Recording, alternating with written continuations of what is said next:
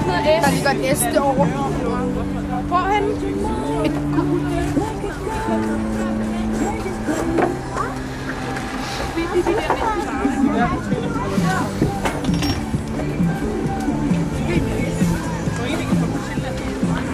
Jamen altså, her kan man komme og få pimpet sin bil op.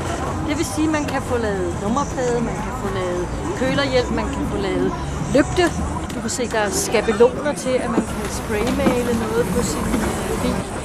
Altså, hvis man kan selv, så er det jo rigtig fedt, og hvis man vil have noget hjælp, så får man det. Der er rigtig mange, der bruger sine egne gode idéer.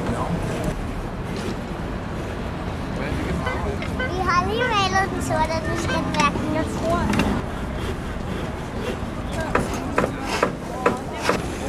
Velkommen til Numer, din gamle.